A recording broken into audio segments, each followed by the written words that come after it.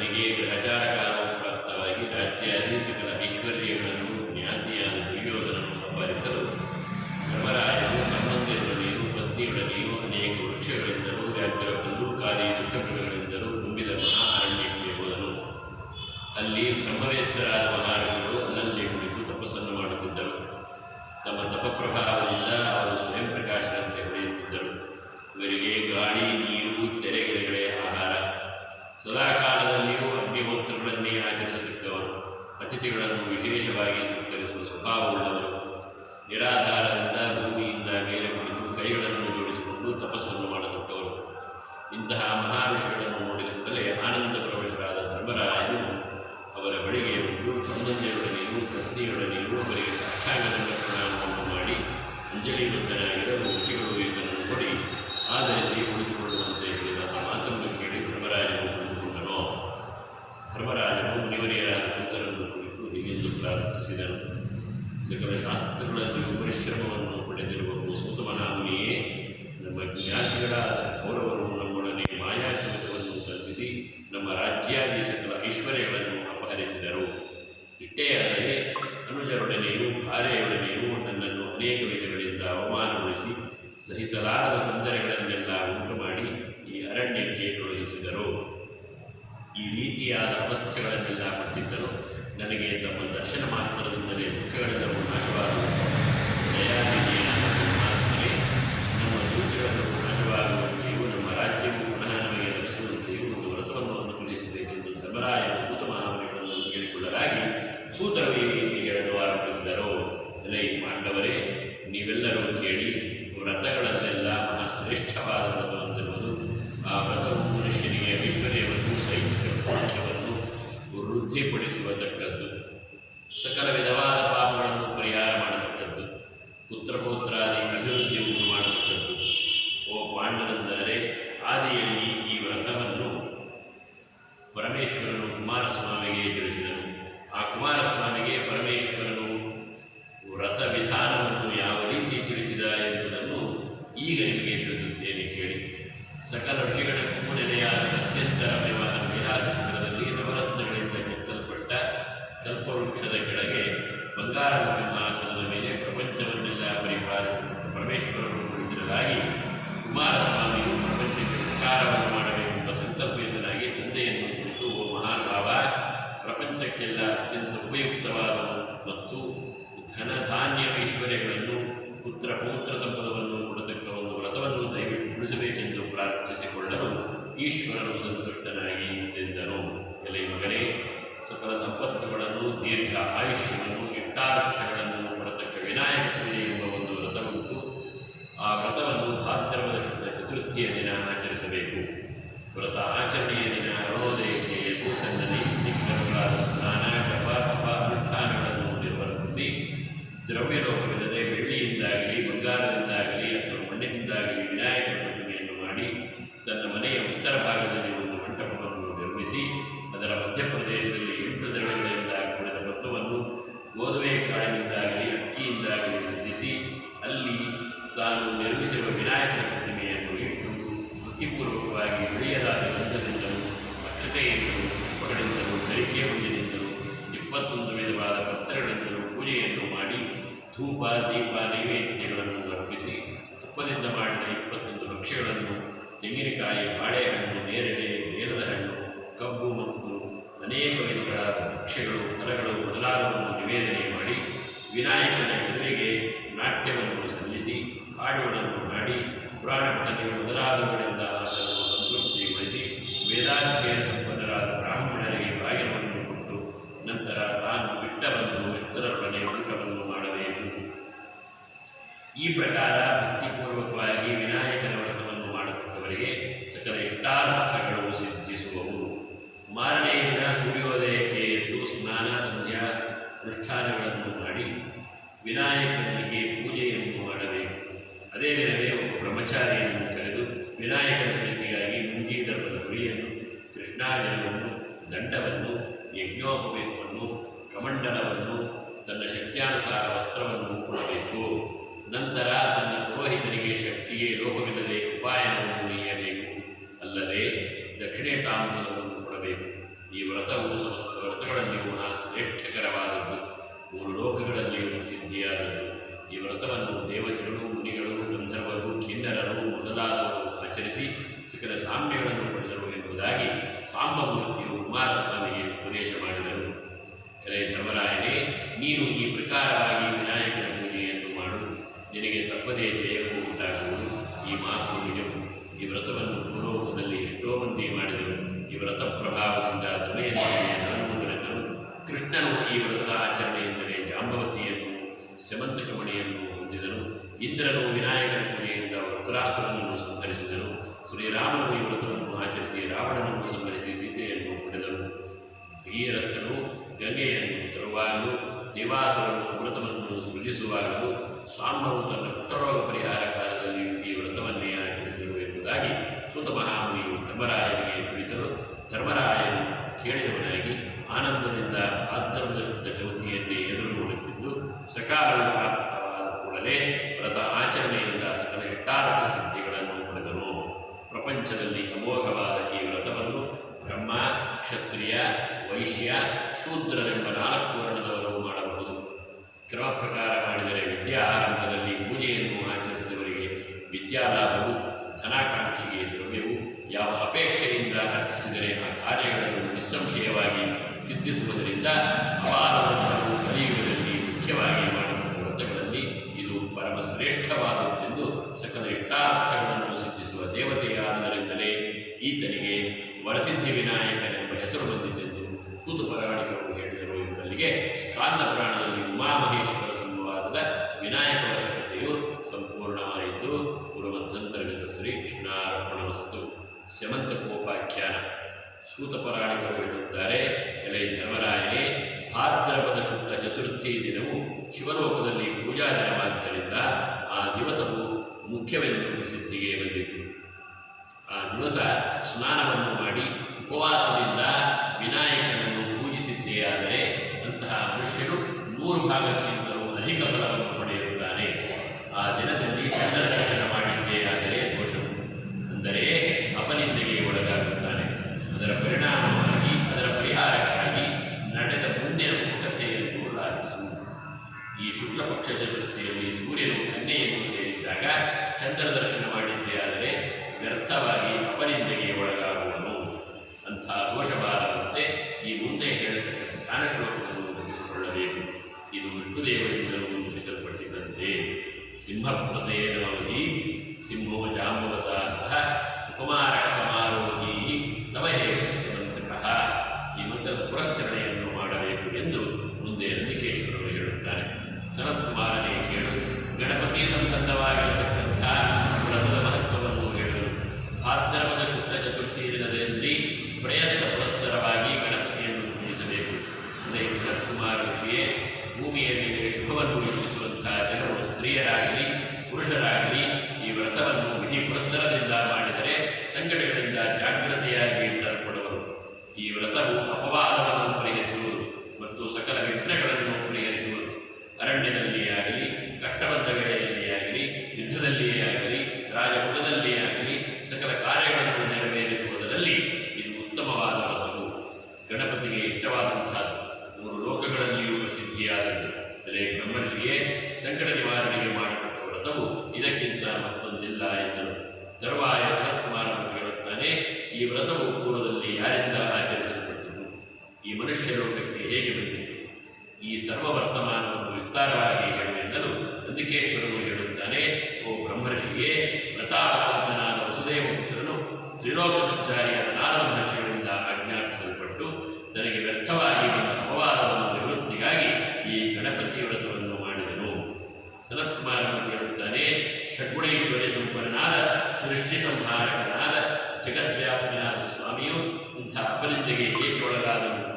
ಈ ಆಶ್ಚರ್ಯಕರವಾದ ಉಪಾಖ್ಯಾನವನ್ನು ಹೇಳಬೇಕೆಂದು ಕೇಳಿಕೊಳ್ಳಲು ಸನತ್ಕುಮಾರನೇ ಕೇಳು. ಭೂಭಾರ ನಿವೃತ್ತಿ ಮಾಡುವುದಕ್ಕೋಸ್ಕರ ಬಲರಾಮನು ಶ್ರೀಕೃಷ್ಣನು ಜರಾಸಂಧನೆಂಬ ಅರಸನ ಭಯಕ್ಕಾಗಿ ಮಧುರಾಪಟ್ಟಣವನ್ನು ತ್ಯಜಿಸಿ ಸಮುದ್ರ ಮಧ್ಯದಲ್ಲಿ ದ್ವಾರಕಾನಗರವನ್ನು ವಾಸಸ್ಥಾನವಾಗಿಸಬೇಕೆಂದು ಅಲ್ಲಿಗೆ ವಿಶ್ವಕರ್ಮನನ್ನು ಕರೆಸಿ ಕನಕಮಯವಾದ ಕವಾಟಗಳಿಂದ ಶೋಭಿಸುವ 16,000 ಸುಂದರಿಯರಿಂದ ಒಳಗೂಡುವಂತೆ ಮನೋಹರವಾದ ಪ್ರತ್ಯೇಕವಾದ ಅರಮನೆಗಳನ್ನು ಕಲ್ಪಿಸಿ ಅದರ ಮಧ್ಯದಲ್ಲಿ ತನಗಾಗಿ ಭವನವನ್ನು ಕಟ್ಟಿಸಿದನು.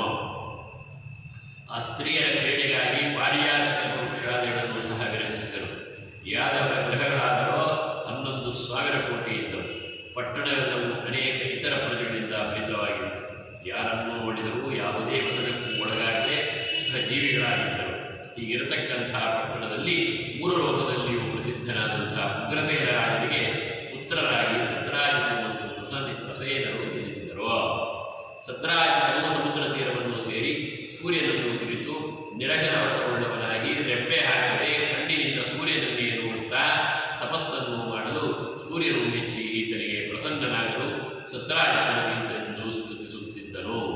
ತೇಜೋರಾಜಿರೂಪನಾದವನೇ, ಸರ್ವತೋಮುಖನಾಗಿರುವವನೇ, ವಿಶ್ವವ್ಯಾಪಕನೇ, ನಿನಗೆ ನಮಸ್ಕಾರವು.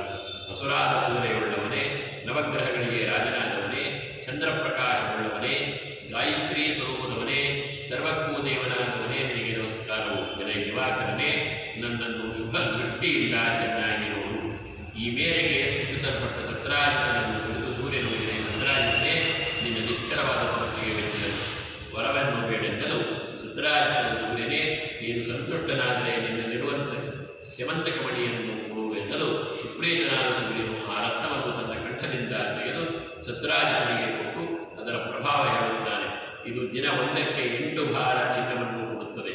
ಉತ್ತಮವಾದಂತಹ ಈ ರತ್ನವನ್ನು ಆಚಾರವಂತನಾಗಿ ನೀನು ಯಾವಾಗಲೂ ಧರಿಸತಕ್ಕದ್ದು. ಈ ರತ್ನವು ಅಶುಚಿತವಂತನನ್ನು ಕೂಡಲೇ ನಾಶ ಮಾಡುತ್ತದೆ ಎಂದು ಹೇಳಿ ತೇಜೋರಾಶಿಯಾದ ಸೂರ್ಯನು ಅಂತರ್ಧಾನನಾದನು. ಸತ್ರಾಜಿತನು ಸೂರ್ಯನಿಂದ ಕೊಡಲ್ಪಟ್ಟ ಕಂಠಮಾಲೆಯಿಂದ ಪ್ರಕಾಶಿತನಾಗಿ ಶ್ರೀಕೃಷ್ಣನು ವಾಸಿಸುತ್ತಿದ್ದಂತಹ ದ್ವಾರಕಾಪುರವನ್ನು ಉತ್ಸಾಹದಿಂದ ಪ್ರವೇಶಿಸಿದನು. ಆತನಿಂದ ಬರತಕ್ಕ ಆ ಮಹಾಪ್ರಳಯವನ್ನು ನೋಡಿ ಜನರು ಈತನೇ ಸೂರ್ಯನು, ನೋಡತಕ್ಕವರ ನೇತ್ರಗಳನ್ನು ತನ್ನ ಬೆಳಕಿನಿಂದ ಮುಚ್ಚುತ್ತಾ ಶ್ರೀಕೃಷ್ಣನನ್ನು ನೋಡುವುದಕ್ಕೋಸ್ಕರ ಬಂದಂತೆ ಇದೆ, ಏನೇನೂ ಸಂಶಯವಿಲ್ಲ ಎಂದೆನ್ನುತ್ತಿರುವಷ್ಟರಲ್ಲಿ ಸತ್ರಾಜಿತನ ಸಮೀಪಕ್ಕೆ ಬರುತ್ತದೆ. ಈತನು ಸೂರ್ಯನಲ್ಲ, ಸೂರ್ಯನಿಂದ ಅನುಗ್ರಹೀತನಾದ ಪದಕವನ್ನು ಧರಿಸಿರುವ ಸತ್ರಾಜಿತನು ಎಂದರು. ಎಲ್ಲರೂ ಆ ರತ್ನದ ಮೇಲೆ ಆಸಕ್ತರು. ಶ್ರೇಷ್ಠವಾದ ಸಮಂತಕವು ಎಲ್ಲರಿಗೂ ಲಭ್ಯವೇ? ಎಂದಿಗೂ ಇಲ್ಲ. ಸತ್ರಾಜಿತನು ಈ ಪದಕವು ತನ್ನ ಕಂಠದಲ್ಲಿದ್ದರೆ ಕೃಷ್ಣನು ಕೇಳುವನು ಎಂಬ ಭಯದಿಂದ ತನ್ನ ತಮ್ಮನಾದ ಪ್ರಸೇನನಿಗೆ ಆಚಾರವಂತನಾಗಿ ನೀನು ಇದನ್ನು ಧರಿಸಿಕೊಂಡರೆಂದು ಹೇಳಿ ಸಮಂತಕ ಮಣಿಯನ್ನು ಕೊಟ್ಟನು. ಒಂದು ದಿನ ಪ್ರಸೇನನು ಈ ಮಣಿಯನ್ನು ಧರಿಸಿಕೊಂಡು ಮೃಗವಿಹಾರಕ್ಕಾಗಿ ಶ್ರೀಕೃಷ್ಣನೊಡನೆ ಸೇರಿ ಹೊರಟನು. ಅಶ್ವಮನ್ನೇರ ಕಾರಣದಿಂದ ಪ್ರಸೇನನು ಅಶುಚಿಯಾದನು. ಶ್ರೀಕೃಷ್ಣನ ಪರಿವಾರದಿಂದ ಬೇರೆಯಾದ ಪ್ರಸೇನನು ಒಬ್ಬನೇ ಅಶ್ವಾರೂಢನಾಗಿ ಹೋಗುತ್ತಿರಲು ಒಂದು ಸಿಂಹವು ಪ್ರಸೇನನನ್ನು ಸಂಹಾರ ಮಾಡಿ ಆತನ ಕಂಠ ಪ್ರದೇಶದಲ್ಲಿ ಶೋಭಿಸುತ್ತಿದ್ದ ಸಮಂತಕ ಮಣಿಯನ್ನು ತೆಗೆದುಕೊಂಡಿತು. ನಂತರ ಜಾಂಬವಂತನೆಂಬ ಕರಡಿಯು ಆ ಸಿಂಹವನ್ನು ಕೊಂದು ಆ ಮಣಿಯನ್ನು ತೆಗೆದುಕೊಂಡು ತನ್ನ ಗುಹೆಗೆ ಹೋಗಿ ತನ್ನ ಮಗಳಾದ ಜಾಂಬವತಿಯ ಕೈಗೆ ಕೊಡಲು ಆಕೆಯು ಅದನ್ನು ಮಗುವಿನ ತೊಟ್ಟಿಲಿನ ಮೇಲೆ ಅಲಂಕಾರಾರ್ಥವಾಗಿ ಕಟ್ಟಿದಳು. ಇಂಥ ಅರಣ್ಯದಲ್ಲಿ ಪ್ರಸೇನನು ಹಿಂದಿರುಗಿ ಬಾರದಿದ್ದರಿಂದ ಶ್ರೀಕೃಷ್ಣನು ವ್ಯಾಕುಲನಾಗಿ ತನ್ನ ಸೈನ್ಯ ಸಹಿತ ನಗರವನ್ನು ಸೇರಿದನು. 1-2 ದಿನಗಳ ತರುವಾಯ ಪ್ರಸೇನನು ಬಾರದೇ ಇರುವುದರಿಂದ ಶ್ರೀಕೃಷ್ಣನೇ ಆ ಸಮಂತಕರತ್ನದ ಆಸೆಯಿಂದ ಪ್ರಸೇನನನ್ನು ಕೊಂದಿರಬೇಕು, ಮಣಿಯ ಆಸೆಯಿಂದ ಈ ಪಾಪಿಯು ಬಂಧುವನ್ನು ಸಹ ಕೊಂದನಲ್ಲ ಎಂದು ದ್ವಾರಕಾ ನಗರದಲ್ಲಿರುವ ಸರ್ವರು ಈ ಮಾತನ್ನು ಆಡುತ್ತಾ ಬರಲು ಅದನ್ನು ಸಹಿಸಲಾರದೆ ವ್ಯರ್ಥವಾಗಿ ತನ್ನ ಮೇಲೆ ಹೊರಿಸಿದ ಅಪವಾದಕ್ಕಾಗಿ ನೊಂದುಕೊಂಡು ಶ್ರೀಕೃಷ್ಣನು ಸತ್ರಾಜಿತನನ್ನು ಮತ್ತು ಕೆಲವು ಆಪ್ತರನ್ನು ತೆಗೆದುಕೊಂಡು ಪ್ರಸೇನನನ್ನು ಹುಡುಕುವುದಕ್ಕೆ ದ್ವಾರಕೆಯನ್ನು ಬಿಟ್ಟು ಅರಣ್ಯಕ್ಕೆ ಹೊರಟನು. ಅರಣ್ಯದಲ್ಲಿ ಸಿಂಹದಿಂದ ಹತನಾಗಿ ಬಿದ್ದಿದ್ದ ಪ್ರಸೇನನನ್ನು ಆತನ ಅಶ್ವವನ್ನು ನೋಡಿದನು. ಆಮೇಲೆ ಮುಂದೆ ಹೋಗಲು ಸಿಂಹದ ಹೆಜ್ಜೆಗಳು ಕಾಣಿಸಿದವು. ಆ ಸಿಂಹದ ಹೆಜ್ಜೆಯ ಗುರುತನ್ನೇ ಹಿಡಿದು ಮುಂದೆ ಹೋಗಿ ಸಿಂಹವನ್ನು ಕೊಂದ ಒಂದು ಕರಡಿಯ ಹೆಜ್ಜೆಯ ಕಾಣಿಸಲು ಆ ಗುರುತಿನಿಂದ ಅರಣ್ಯದಲ್ಲಿ ಒಂದು ಗುಹೆಯನ್ನು ಕಂಡನು. ಆ ಗುಹೆಯು ಅಂಧಕಾರಮಯವಾಗಿದ್ದರಿಂದ ಎಲ್ಲರನ್ನೂ ಹೊರಗೆ ನಿಲ್ಲಿಸಿ ಶ್ರೀಕೃಷ್ಣದೇವರು ತನ್ನ ತೇಜಸ್ಸಿನಿಂದಲೂ ಒಳಹೊಕ್ಕು 100 ಗಾವಲ ದೂರ ಹೋಗಿ ಮುಂದುಗಡೆಗೆ ರಕ್ತಖಚಿತವಾದ ಅರಮನೆಯೊಂದನ್ನು ಕಂಡನು. ಅದರಲ್ಲಿ ತೊಟ್ಟಿಲೊಳಗೆ ಹೊರಗಿದ್ದ ಅಪರಿಮಿತ ಕಾಂತಿಯುಳ್ಳ ಜಾಂಬವಂತನ ಮಗುವನ್ನು ಕಂಡನು. ಆ ತೊಟ್ಟಿಲಿಗೆ ಕಟ್ಟಿದ್ದ ಸಮಂತಕ ರತ್ನವನ್ನು ನೋಡಿದರು. ಪುಂಡರೀಕಾಕ್ಷನಾದ ಶ್ರೀಕೃಷ್ಣನು ರೂಪಯೌವನಗಳಿಂದ ಕಣ್ಗೊಳಿಸುವ ಕನ್ನಿಕೆಯಾದ ಜಾಂಬವಂತನ ಮಗಳನ್ನು ಕಂಡನು. ಕಮಲದಂತೆ ವಿಶಾಲವಾದ ಕಣ್ಣುಗಳುಳ್ಳ ತೊಟ್ಟಿಲನ್ನು ತೂರುವ ನಗುಮುಖದ ಸುಂದರಿಯನ್ನು ಶ್ರೀಹರಿ ನೋಡಿ ಆಶ್ಚರ್ಯಚಕಿತನಾದನು. ಆಗ ತೊಟ್ಟಿಲನ್ನು ತೂಗುತ್ತಾ ಆ ಬಾಲೆಯು ಸಿಂಹವು ಪ್ರಸೇನನನ್ನು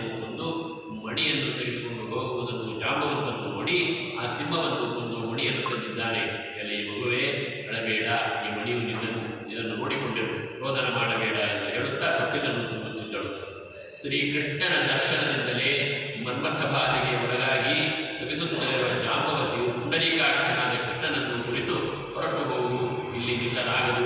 ಈ ರತ್ನಮೂಲಿಗೆ ಬೇಕಾಗಿದ್ದರೆ ಜಾಂಬವಂತನು ನಿದ್ರೆಯಿಂದ ಏಳುವಷ್ಟರೊಳಗಾಗಿ ತೆಗೆದುಕೊಂಡು ಬೇಗನೆ ಹೋಗು ಎಂದು ಮೆಲ್ಲಗೆ ಹೇಳಲು ಆ ಬಾಧೆಯ ಮಾತನ್ನು ಕೇಳಿ ಸ್ವಾಮಿಯು ಮುಗುಳ್ನಗೆಯಿಂದ ಗಟ್ಟಿಯಾಗಿ ಧ್ವನಿಯಾಗುವಂತೆ ತನ್ನ ಪಾಂಚಜನ್ಯವನ್ನು ಓದಿದನು. ಆ ಮಹಾಧ್ವನಿಯಿಂದ ಎಚ್ಚಿದ್ದ ಜಾಂಬವಂತನಿಗೂ ಶ್ರೀಕೃಷ್ಣನಿಗೂ ಯುದ್ಧವು ಪ್ರಾರಂಭವಾಯಿತು. ಬಿಲದ್ವಾರದಲ್ಲಿರತಕ್ಕ ಜನರು 7 ದಿನ ಪರ್ಯಂತ ಶ್ರೀಕೃಷ್ಣನು ಬಿಲದಿಂದ ಹೊರಗೆ ಬಾರದಿರುವುದನ್ನು ಕಂಡು ಶೋಕಾರ್ಥರಾಗಿ ದ್ವಾರಕೆಗೆ ಹಿಂತಿರುಗಿ ಬಂದು ಶ್ರೀಕೃಷ್ಣನು ಮೃತನಾದನೆಂದು ಹೇಳಲು ಅದನ್ನು ಕೇಳಿ ಯಾದವರು ಮಾಡಬೇಕಾದ ಔರ್ಧ್ವ ದೈಹಿಕ ಕ್ರಿಯೆಗಳನ್ನು ಮಾಡಿದರು. ಇತ್ತ ಗುಹೆಯಲ್ಲಿ ಶ್ರೀಕೃಷ್ಣ ಜಾಂಬವಂತ ಇಬ್ಬರಿಗೂ 21 ದಿನ ಪರ್ಯಂತ ಯುದ್ಧವು ಜರುಗಿತು. ಅಮಿತ ಪರಾಕ್ರಮಿ ಬಂದೂಕವೀರನಾದ ಜಾಂಬವಂತನು ಯುದ್ಧದಲ್ಲಿ ಬಳಲಿದನು. ಶ್ರೀಕೃಷ್ಣನ ಪರಾಕ್ರಮವು ಹೆಚ್ಚಾದರೂ ಜಾಂಬವಂತನು ತ್ರೇತಾಯುಗದಲ್ಲಿ ಶ್ರೀರಾಮನ ಪರಾಕ್ರಮವನ್ನು ಸ್ಮರಿಸಿ ಈ ರೀತಿ ಸ್ತುತಿಸಿದನು. ಯಕ್ಷ ರಾಕ್ಷಸರಿಂದಲೂ ದೇವತೆಗಳಿಂದಲೂ ಅಜೇಯನಾಗಿರತಕ್ಕ ನಾನು ನಿನ್ನಿಂದ ಪರಾಜಿತನಾದೆ. ನೀನು ನಿಶ್ಚಯವಾಗಿ ದೇವಶ್ರೇಷ್ಠನು. ನೀನು ವಿಷ್ಣುವಲ್ಲದಿದ್ದರೆ ಇಂತಹ ಶೌರ್ಯವೂ ಇರಲಾರದು ಎಂದು ಜಾಂಬವಂತನನ್ನು ಸ್ತುತಿಸಲು ಸುಪ್ರೀತನಾದ ಶ್ರೀಕೃಷ್ಣನು ತನ್ನ ರಾಮಾವತಾರವನ್ನು ಆತನಿಗೆ ದರ್ಶನ ಮಾಡಿಸಿದನು. ಶ್ರೀರಾಮ ದರ್ಶನದಿಂದ ಪುಳಕಿತನಾದ ಜಾಂಬವಂತನು ಗೋವಿಂದನಿಗೆ ತಾನು ತಂದಿದ್ದ ಆ ಮಣಿಯನ್ನು ಸಮರ್ಪಿಸಿದನು. ಜಾಂಬವತಿ ವಿವಾಹ. ಅದೇ ಶುಭ ಮುಹೂರ್ತದಲ್ಲಿ ತನ್ನ ಪುತ್ರಿ ಜಾಂಬವತಿಯನ್ನು ಪತ್ನಿಯನ್ನಾಗಿ ಸ್ವೀಕರಿಸಬೇಕೆಂದು ಒಪ್ಪಿಸಿ ವಿವಾಹ ಮಹೋತ್ಸವವನ್ನು ನೆರವೇರಿಸಿದನು. ಶ್ರೀಕೃಷ್ಣನು ಆ ಕಾಂತಾಮಣಿಗೆ ಕಾಂತನಾಗಿ ಮಣಿಸಹಿತನಾಗಿ ರಥವನ್ನೇರಿ ದ್ವಾರಕಾನಗರವನ್ನು ಪ್ರವೇಶಿಸಿ ಸಮಸ್ತ ಯಾದವರಿಗೆ ಈ ವೃತ್ತಾಂತವನ್ನು ಹೇಳಿ ಸತ್ರಾಜಿತನನ್ನು ಕರೆಸಿ ಆ ರತ್ನವನ್ನು ಇತ್ತನು. ಈ ರೀತಿಯಲ್ಲಿ ಶ್ರೀಕೃಷ್ಣನು ತನಗೆ ಬಂದಿದ್ದ ಅಪನಿಂದೆಯನ್ನು ನಿವಾರಿಸಿಕೊಂಡನು. ಸತ್ಯಭಾಮ ವಿವಾಹ. ಸತ್ರಾಜಿತನು ಆ ಮಣಿಯನ್ನು ತೆಗೆದುಕೊಂಡು ಸ್ವಲ್ಪ ಹೊತ್ತು ಯೋಚಿಸಿ ಶ್ರೀಕೃಷ್ಣನು ಅಜೇಯನೆಂದು ನಿಶ್ಚಯಿಸಿ ವೃಥಾ ಅಪವಾದ ಹೊರಿಸಿದ್ದಕ್ಕೆ ಲಜ್ಜಿತನಾಗಿ ಆ ರತ್ನವನ್ನು ಮತ್ತು ತನ್ನ ಪುತ್ರಿಯಾದ ಸತ್ಯಭಾಮಾದೇವಿಯನ್ನು ಶ್ರೀಕೃಷ್ಣನಿಗೆ ಮಂತ್ರೋಕ್ತಧಾರ ವಸ್ತ್ರದಿಂದ ಕೊಟ್ಟು ಎಲ್ಲರೂ ಒಪ್ಪಂತೆ ವೈಭವದಿಂದ ವಿವಾಹ ಮಾಡಿದನು. ಕೆಲವು ದಿನದ ಮೇಲೆ ಶತಧನ್ವ ಅಕ್ರೂರ ಸತ್ರಾಜಿತನಿದ್ದ ಮಾಣಿಕ್ಯದ ಮಹತ್ವವನ್ನು ತಿಳಿದು ಅವರೊಡನೆ ವೈರವನ್ನು ಬೆಳೆಸಿದರು. ಪಾಂಡವರನ್ನು ನೋಡಲಿಕ್ಕೆ ಶ್ರೀಕೃಷ್ಣನು ಹೋಗಿದ್ದಾಗ ಅದೇ ಸಮಯದಲ್ಲಿ ಸತ್ರಾಜಿತನನ್ನು ಶತಧನ್ವನು ಸಂಹಾರ ಮಾಡಿ ಸತ್ಯಭಾಮೆಯಲ್ಲಿದ್ದ ಆ ರತ್ನವನ್ನು ತೆಗೆದುಕೊಂಡು ಹೋದನು. ಸತ್ಯಭಾಮಾದೇವಿಯು ಶತಧನ್ವನ ಕಾರ್ಯವನ್ನು ಶ್ರೀಕೃಷ್ಣನಿಗೆ ತಿಳಿಸಿದಳು. ಶ್ರೀಕೃಷ್ಣನು ದುಷ್ಟ ನಿಗ್ರಹಕ್ಕಾಗಿ ಅಂತರಂಗದಲ್ಲಿ ಸಂತುಷ್ಟನಾಗಿ ಹೊರಗೆ ಕಪಟನಾಟಕನಾಗಿ ಅಣ್ಣನನ್ನು ಕುರಿತು ಬಲರಾಮನೇ ಬಂಧುವಾದ ಶತಧನ್ವನು ಸತ್ಯಭಾಮೆಯಲ್ಲಿದ್ದ ಆ ಸರಂತಿ ಕೋಣೆಯನ್ನು ತೆಗೆದುಕೊಂಡು ಹೋದಂತೆ ದುರಾಚಾರಿಯಾದ ಅವನನ್ನು ಕೊಂದು ಮಣಿಯನ್ನು ತರೋಣ, ಸಹಾಯಕ್ಕೆ ಸಂಗಡವೇ ಬರಬೇಕೆಂದು ಬಲರಾಮನನ್ನು ಕರೆದುಕೊಂಡು ಯುದ್ಧಕ್ಕಾಗಿ ಹೊರಟನು. ಈ ವರ್ತಮಾನವನ್ನು ಕೇಳಿ ಶತಧನ್ವನು ಆ ಮಣಿಯನ್ನು ಅಕ್ರೂರನ ಹಸ್ತದಲ್ಲಿ ಇರಿಸಿ ಇದು ನಿನ್ನಲ್ಲೇ ಇರಲಿ ಎಂದು ಹೇಳಿ ಅಶ್ವವನ್ನೇರಿ ದಕ್ಷಿಣ ದಿಕ್ಕಿಗೆ ಹೊರಟನು. ಆ ಸಮಯದಲ್ಲಿ ರಥದ ಮೇಲೆ ಬರುತ್ತಿರುವ ಬಲರಾಮಕೃಷ್ಣನು ಅವನನ್ನು ಹಿಂದಕ್ಕೆ ಹೋದರು. ಅಶ್ವವು 100 ಗಾವದ ಓಡಿ ಬಸವಳಿದು ಬಿದ್ದು ಮೃತವಾಯಿತು. ಶತಧನ್ವನು ಇವರ ಭೀತಿಯಿಂದ ಓಡುತ್ತಿರಲು ಶ್ರೀಕೃಷ್ಣನು ರಥದಿಂದ ಇಳಿದು ಅವನನ್ನು ಕೊಂದನು. ಅವನನ್ನು ಶೋಧಿಸಿದರೂ ಮಣಿಯು ಅವನಲ್ಲಿ ಇರಲಿಲ್ಲವೆಂದು ಶ್ರೀಕೃಷ್ಣನು ಒಂದು ಅಣ್ಣನಿಗೆ ಹೇಳಿದನು. ಆ ಮಾತು ಕೇಳಿ ಬಲರಾಮನು ಹೇಳುತ್ತಾನೆ, ಕೃಷ್ಣನೇ, ನೀನು ಕಪಟಿಯು, ಲೋಭವಂತನು. ಆ ಮಣಿಗೋಸ್ಕರ ಯಾವ ಬಂಧುಗಳನ್ನಾಗಲಿ ನೀನು ಕೊಲ್ಲುತ್ತಿ. ನಿನಗೆ ಇದು ಯುಕ್ತವಲ್ಲ. ನಿನ್ನನ್ನು ಬಂಧುವೆಂದು ಯಾರು ತಾನೇ ಆಶ್ರಯಿಸುವರು ಎನ್ನಲು ಶ್ರೀಕೃಷ್ಣನು ಬಲರಾಮನನ್ನು ಅನೇಕ ಪ್ರಮಾಣಗಳಿಂದ ಸಮಾಧಾನಗೊಳಿಸಿದನು.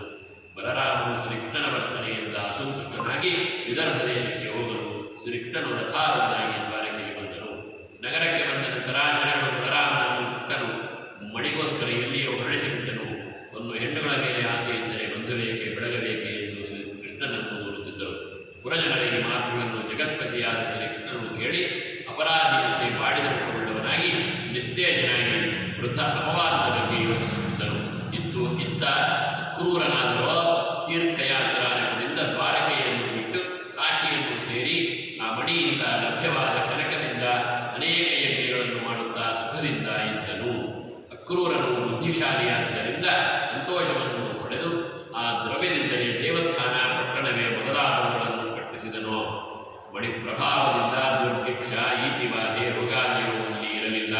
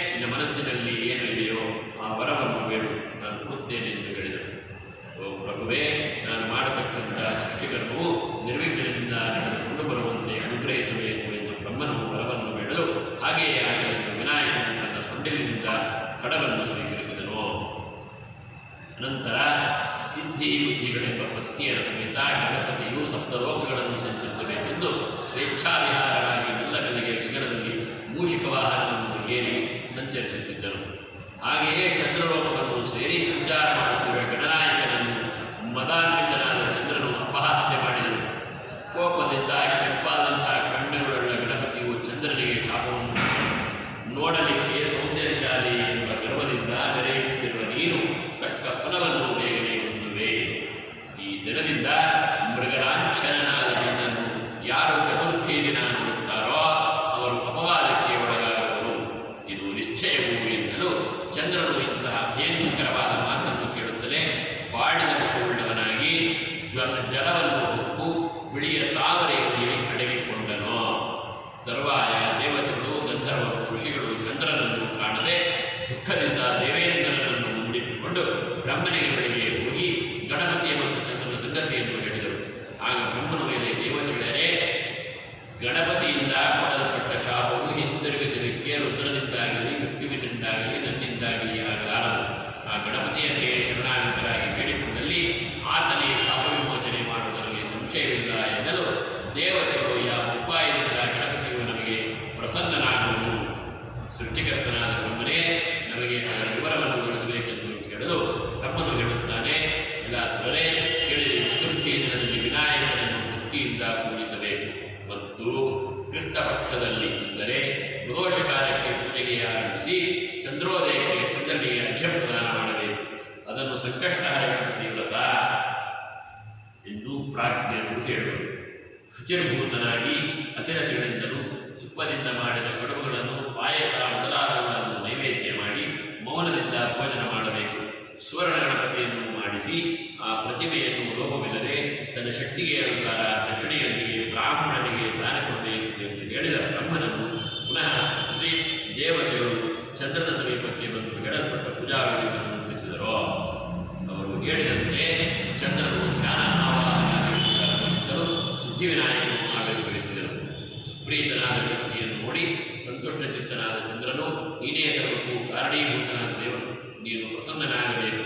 ಹೇ ಜಗನ್ನಿವಾಸನೇ, ಲಂಬೋದರನೇ, ದೇವೇಶನೇ, ವಕ್ರತುಂಡನೇ, ಬ್ರಹ್ಮನಾರಾಯಣರಿಂದ ಪೂಜಿಸಲ್ಪಟ್ಟ ಸ್ವಾಮಿಯೇ, ಗರ್ವದಿಂದ ನಾನು ತಿಳಿಯದೆ ಮಾಡಿದ ಅಪಹಾಸ್ಯವನ್ನು ನಂಬಿಸು. ನಿನ್ನನ್ನು ಪೂಜಿಸದೆ ಯಾವ ಕಾರ್ಯಕ್ಕೂ ಯಾರು ಪ್ರಯತ್ನಪಟ್ಟರೂ ನಿರ್ವಿಘ್ನದಿಂದ ಅದನ್ನು ಸಾಧಿಸಲಾಗದು. ಈ ನಿನ್ನ ಪ್ರಭಾವವನ್ನು ನಿನ್ನಿಂದೀಗ ತಿಳಿದನು. ನಿನ್ನನ್ನು ಯಾರು ಉದಾಸೀನ ಮಾಡುವರೋ ಅವರಿಗೆ ನರಕವಾಸ ಪ್ರಾಪ್ತಿಯಾಗುವುದು. ಕರುಣಾಸಮುದ್ರನೇ, ಲಂಬೋದರನೇ, ಮನದಿಂದ ಆಡಿ ನನ್ನ ಹಾಸ್ಯವನ್ನು ಕ್ಷಮಿಸು ಎಂದು ಬೇಡಿಕೊಳ್ಳಲು ಗಣಾಧಿಪತಿಯು ಸಂತೋಷಪಟ್ಟು ನೀನು ಬೇಡದವರನ್ನು ಕೊಡುತ್ತೇನೆಂದು ಹೇಳಲು ಬ್ರಹ್ಮ ಮೊದಲಾದವರನ್ನು ಸ್ತುತಿಸಿ ಚಂದ್ರನನ್ನು ಶಾಪದಿಂದ ವಿಮುಕ್ತನನ್ನಾಗಿ ಮಾಡಬೇಕೆಂದು ಕೇಳಿಕೊಳ್ಳಲು ಬ್ರಹ್ಮನ ಮಾತಿನಂತೆ ಗಣೇಶ ಸ್ವಾಮಿಯು ಚಂದ್ರನಿಗೆ ಶಾಪವನ್ನು ಮಾಡಿದರು. ಶುಕ್ಲ ಪಕ್ಷ ಚತುರ್ಥಿ ದಿನದಲ್ಲಿ ಯಾರು ಚಂದ್ರ ದರ್ಶನ ಮಾಡುತ್ತಾರೋ ಅವರು ಸಂವತ್ಸರಾಂತ್ಯದವರೆಗೂ ನಿರರ್ಥಕವಾದ ಅಪವಾದವನ್ನು ಹೊಂದುತ್ತಾರೆ ಎಂಬುದರಲ್ಲಿ ಸಂಶಯವಿಲ್ಲ. ಭಾದ್ರದ ಶುಕ್ಲ ಪಕ್ಷ ಬಿದಿಗೆಯಲ್ಲಿ ನಿನ್ನನ್ನು ಯಾರು ನೋಡುತ್ತಾರೋ ಅವರನ್ನು ಚತುರ್ಥಿ ಚಂದ್ರನ ದರ್ಶನದಿಂದ ಪ್ರಾಪ್ತವಾದ ದೋಷವನ್ನು ಬಾಧಿಸಲಾರದು. ಅದಕ್ಕೋಸ್ಕರ ಅಂದು ಮೊದಲುಗೊಂಡು ಜನರು ಬಿದಿಗೆಯಲ್ಲಿಯೂ ಚಂದ್ರ ದರ್ಶನವನ್ನು ಶ್ರದ್ಧೆಯಿಂದ ಮಾಡುತ್ತಾರೆ ಎನ್ನಲು ಚಂದ್ರನು ಗಣಪತಿಯನ್ನು ಕುರಿತು ನನಗೆ ಮುಖ್ಯವಾದ ಪೂಜೆ ಮಾಡಬೇಕಾದರೆ ಯಾವ ದಿನ ಶ್ರೇಷ್ಠ ಎಂದು ಹೇಳಲು ವಿನಾಯಕನು ಕೃಷ್ಣಪಕ್ಷ ಚತುರ್ಥಿಯಲ್ಲಿ ಗಣಪತಿಯನ್ನು ಪೂಜಿಸಿ ಕಡುಬುಗಳನ್ನು ಮಾಡಿ ನಿವೇದನೆಯನ್ನು ಮಾಡಬೇಕು. ಶಕ್ತ್ಯಾನುಸಾರ ಗಣಪತಿಯ ವಿಗ್ರಹವನ್ನು ಚಿನ್ನದಲ್ಲಿಯೇ ಆಗಲಿ, ಚಿನ್ನವಿಲ್ಲದಿದ್ದರೆ ಬೆಳ್ಳಿಯಲ್ಲಿಯೇ ಆಗಲಿ, ಅದೂ ಇಲ್ಲದಿದ್ದರೆ ಮಣ್ಣಿನಿಂದಲಾದರೂ ಮಾಡಿಸಿ ಬ್ರಾಹ್ಮಣನಿಗೆ ಅದನ್ನು ಕೊಟ್ಟು ಈ ಕಥೆಯನ್ನು ಕೇಳಬೇಕು. ಈ ರೀತಿ ಮಾಡಿದರೆ ಜನರಿಗೆ ಉಂಟಾದ ಕಷ್ಟಗಳನ್ನು ನಿವಾರಿಸುತ್ತೇನೆ ಮತ್ತು ಕಲಶವನ್ನು ಧಾನ್ಯದ ಮೇಲೆ ಇಟ್ಟು ಶಕ್ತ್ಯಾನುಸಾರ ಮಾಡಿಸಿದ ಪ್ರತಿಮೆಯನ್ನು ಇಟ್ಟು 2 ವಸ್ತ್ರಗಳನ್ನು ಅದಕ್ಕೆ ಹೊತ್ತಿಸಿ ರಾತ್ರಿ ಕಡುಬುಗಳನ್ನು ಮಾಡಿಸಿ ನಿವೇದನೆಯನ್ನು ಮಾಡುತ್ತಾ 4 ಜಾಮದಲ್ಲಿ ಪೂಜೆಯನ್ನು ಜಾಗರಣೆಯನ್ನು ಮಾಡಬೇಕು. ಶುಚಿರ್ಭೂತರಾಗಿ ಕೆಂಪು ಬಟ್ಟೆಗಳನ್ನು ಉಟ್ಟುಕೊಂಡು ನನ್ನ ಪತ್ನಿಯಿಂದ ಒಳಗೂಡಿ ಬ್ರಹ್ಮಚರ್ಯದಿಂದ ಶಕ್ತ್ಯಾನುಸಾರ ಪ್ರತಿಮೆಯನ್ನು ರಚಿಸಿ ಶಿವಪ್ರಿಯಾಯ ಎಂದು ವಸ್ತ್ರವನ್ನು, ವಿನಾಯಕಾಯ ಎಂದು ಅಂಗವಸ್ತ್ರವನ್ನು, ಲಂಬೋದರಾಯ ಎಂದು ಗಂಧವನ್ನು, ಸಿದ್ಧಿಪ್ರದಾಯಕನೇ ಎಂದು ಹೂವನ್ನು, ಗಜಮುಖಾಯ ಎಂದು ರೂಪವನ್ನು, ಭೂಷಿಕವಾಹನೇ ಎಂದು ದೀಪವನ್ನು, ವಿಘ್ನೇಶ್ವರಾಯ ಎಂದು ನೈವೇದ್ಯವನ್ನು, ಸರ್ವಪ್ರದ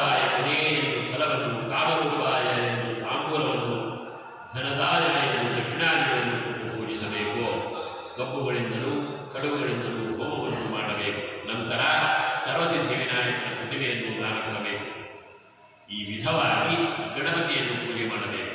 ಕಥೆಯ ಪಠಣ ನಂತರ ಬ್ರಾಹ್ಮಣ ಪೂಜೆಯನ್ನು ಮಾಡಿ ವಿಧಾನೋಪಚಾರಗಳಿಂದ ನೀನು ಸಂತುಷ್ಟಿ ಪಡೆದು ನನ್ನ ಕಾರ್ಯಗಳಿಗೆ ವಿಘ್ನ ಬರದ ಹಾಗೆ ಮಾಡಬೇಕೆಂದು ಕೇಳಿಕೊಳ್ಳಬೇಕು.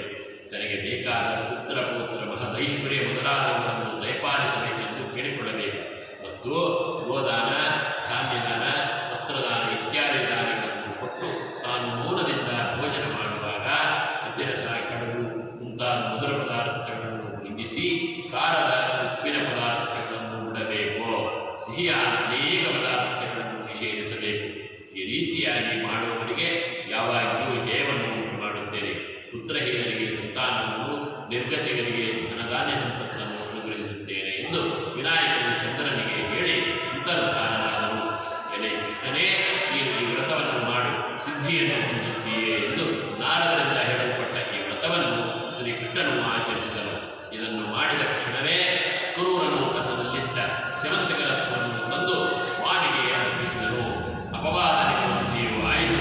ಬಲದೇವರು ಸೇರಿದರು. ಶ್ರೀಕೃಷ್ಣನು ಸಂತೋಷಭರಿತನಾದನು. ಈ ಪ್ರಕಾರ ಸ್ಯವಂತಕಮಣಿಯ ಉಪಾಖ್ಯಾನವನ್ನು ಯಾರು ಹೇಳುತ್ತಾರೋ ಅವರಿಗೆ ಚಂದ್ರ ದರ್ಶನದಿಂದ ಉಂಟಾದ ದೋಷವು ನಿವೃತ್ತಿಯಾಗುವುದು. ಭಾದ್ರಪದ ಶುಕ್ಲ ಚತುರ್ಥಿಯ ದಿನದಲ್ಲಿ ಚಂದ್ರ ದರ್ಶನವು ಶುಭವಲ್ಲ. ತತ್ಪರಿಹಾರಾರ್ಥವಾಗಿ ಈ ಸ್ಯವಂತಕೋಪಾಖ್ಯಾನವನ್ನು ಕೇಳಬೇಕು. ಯಾವಾಗ ಯಾರಿಗೆ ಮನಸ್ಸಿಗೆ ಕಷ್ಟವೆಂದು ತಿಳಿಯುತ್ತದೋ ಆಗ ಆ ಕಥೆಯನ್ನು ಕೇಳಿದರೆ ಕಷ್ಟವೆಲ್ಲವೂ ನಿವಾರಣೆಯಾಗುವುದು. ಈ ಪ್ರಕಾರ ಹೇಳಿ ಕೃಷ್ಣನಿಂದ ಪೂಜಿತನಾದ ವಿಘ್ನೇಶ್ವರನು ಅದೃಶ್ಯನಾದನು. ಭೂಲೋಕದಲ್ಲಿ ಸ್ತ್ರೀಯರಾಗಲಿ ಪುರುಷರಾಗಲಿ ಏನಾದರೂ ಶುಭ ಕಾರ್ಯಗಳಾಗಬೇಕಾದ ಸಮಯದಲ್ಲಿ ವಿನಾಯಕನ ವ್ರತ ಮಾಡಿದರೆ ಅವರ ಕಾರ್ಯಗಳು ನಿರ್ವಿಘ್ನವಾಗಿ ನೆರವೇರುವುದಲ್ಲದೆ ಇಷ್ಟಾರ್ಥಗಳು ಸಿದ್ಧಿಸುವವು. ಈ ರೀತಿ ಪ್ರಸಿದ್ಧಿಗೆ ಬಂದಿತೆಂದು ಶ್ರೀಕೃಷ್ಣನು ಧರ್ಮರಾಯನಿಗೆ ಹೇಳಲು ಅದರಂತೆ ಧರ್ಮರಾಯನು ಆಚರಿಸಿ ಸಕಲ ಸುಖ ಸಂಪತ್ತುಗಳನ್ನು ಪಡೆದನು ಎಂಬಲ್ಲಿಗೆ ಸ್ಯವಂತಕೋಪಾಖ್ಯಾನವು